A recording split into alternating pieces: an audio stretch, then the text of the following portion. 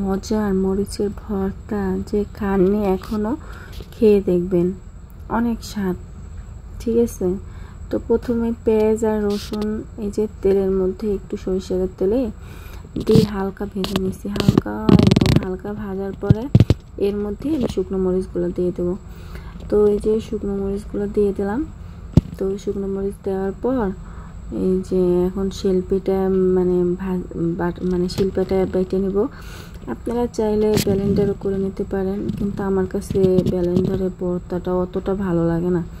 আমার কাছে মনে হয় যে শিল্পীটায় ভর্তা বাটলে, যে কোনো ভর্তা শিল্পীটায় বাটলে খুব টেস্ট হয়। তো আমি এই যে শিল্পীটায় পেঁয়াজ, রসুন, তারপরে শুকনো মরিচ এগুলো বেটে নিতেছি ভালো মতো। তো আমার অনেকবারই বাটা লাগছে, 2-3 বার বাটা দেওয়া লাগছে।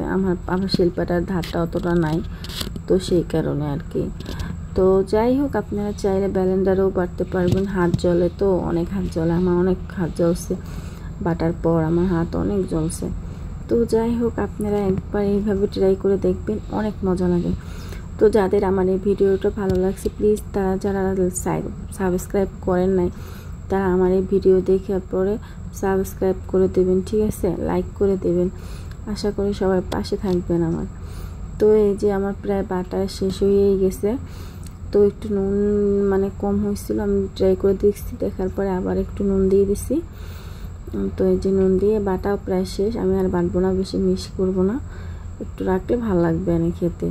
তো আমার এই যে বাটা হয়ে গেছে, আমি এখন উঠাই রাখবো একটা ফ্রিজে, উঠাই। আর তারপর কে আমার মতো এরকম শিলপাটায় ভর্তা বাটার পরে ভাত মেখে গরম গরম ধোয়া ওঠা ভাত ভর্তা শিলপাটায় মাখা দিয়ে তারপরে খান। আমি তো যে কোনো ভর্তায় বেশিরভাগই শিলপাটায়ের উপরে রেখে যা থাকে তাই দিয়ে খেয়ে ফেলাই।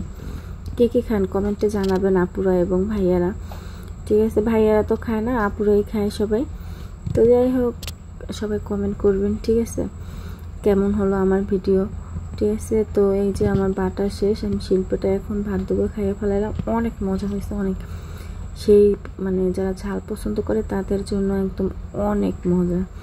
তো এই যে আমার ফাইনাল লুক ভর্তার। এখন আমি আর কি এই যে ফ্রেশ হয়ে গোসল করে এসে গরম গরম ভাত খাইতে বসছিলাম। তো এই যে ভর্তা দিয়ে, আমি শুধু ভর্তা দিয়ে ভাত খাইছি, আমি শুনুন এত ঝাল আর এত মজা, যারা ঝাল লাভার তাদের জন্য একদম বেস্ট একটা ভর্তা। যারা এখনও খাননি প্লিজ তারা খেয়ে দেখবেন, অনেক মজা অনেক। আমি আবার একটু ভাতের মধ্যে সরিষার তেলও দিয়ে নিছি, যে এত মজা, আমার মনে হচ্ছে যে আমার মুখে এখন পানি চলে আসতেছে। তো যাই হোক, সবাই ভালো থাকবেন, সুস্থ থাকবেন, আমার জন্য দোয়া করবেন। খোদা হাফেজ।